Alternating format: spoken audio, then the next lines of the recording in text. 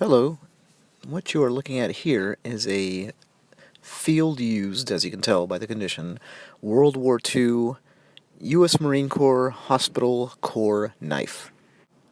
And that's obviously a mouthful, and to complicate matters, you'll usually see this described as a, let's see if I get this right, U.S. Marine Corps Medical Corps Bolo knife. So, let's try to work this out, but very quickly. Bolo knife is a knife type that comes from the Philippines. It's a kind of top-heavy chopping knife. It has a distinctive shape, which this knife here does not have. The U.S. military became fond of that design after occupying the Philippines and did incorporate it, but what happened is the term bolo became a little bit more generalized. So if it's a really large knife, like this one is, with kind of that rounded shape, it gets called a bolo now, and that's been ascribed to other knives with a similar shape, like from the Mexican and American frontier from like the late 19th century, that kind of thing. And this is a very striking weapon, as you can see. It's the biggest, heaviest, scariest looking knife I've ever gotten to hold, personally. It's just unusually large, extremely heavy as far as, handheld weapons go.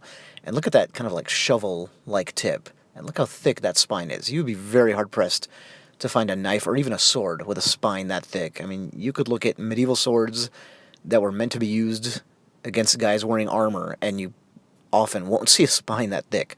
So, what's the purpose behind that design?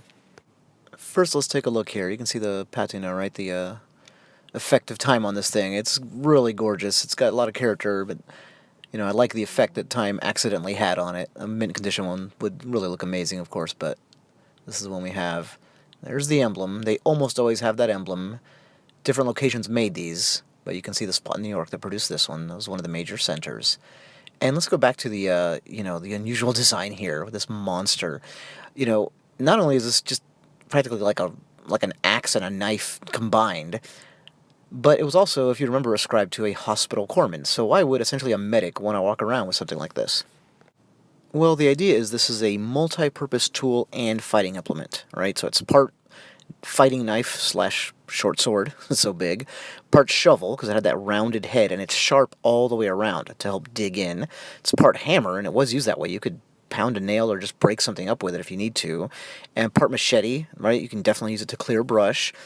And most unusual and notable, it was a amputation tool when necessary. And that's why this thing is so large, so heavy, and so sturdy. Look at the thickness. We talked about that before. And you see the tang, the metal portion that goes into the handle, goes all the way through, full metal tang, and it's just as thick as the blade. So this thing is meant to just stand up to an absolute pounding over time. And that's what makes it such an unusual weapon.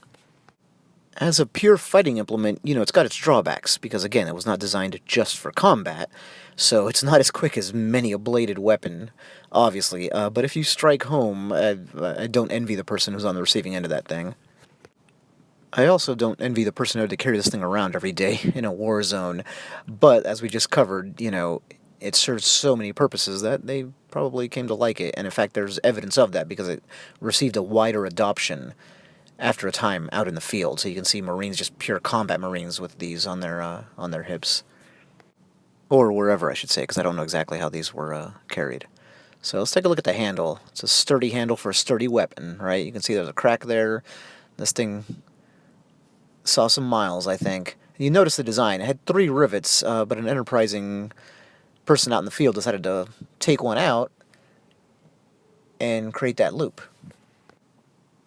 There's a good look at the wood. Originally, the Marines were actually quite specific, at least from an article I read that seemed very knowledgeable.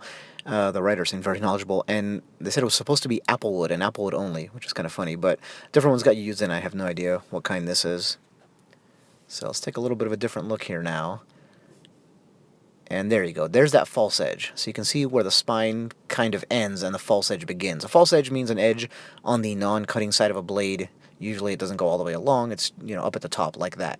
And as we talked about, that would really help for using as a shovel. Normally what that's for is to help it, enter a victim or an opponent more easily in battle. But this one I think was more utilitarian in use. You can see the clamshell, shape that results from this thing because it's so thick when you look at it edge on. And like I said, if you see a knife this shape, it's probably going to be called a bolo knife, but that's not technically correct. Not terribly interested in that, one way or another. And again, there's the emblem. You can see a lot of, nicks, and even on the back on that spine you see some nicks, and I don't know what it took to do that, into a layer of steel that thick. I keep talking about how big it is, but keep in mind it was designed to be carried, right, day after day, so you can see there's the size of the blade, much bigger than my hand. But yeah, along with all your other gear in its scabbard, in its sheath, it is going to fit there. And it feels great in the hand because it's so solid. It's not a well-balanced weapon by design, This is a chopping implement, but it does feel great, and they obviously were wise to give it such a wide grip. So you can see kind of the flattening in the very center. There's no ridge a lot of times, right? Knives and swords will have that kind of thing. Not this one. Another distinctive thing is kind of how flat but thick the blade is. And again, that gives it kind of that very elongated, I guess, half clamshell shape, we could call it. So there it is, a very real piece of World War II history. Thanks.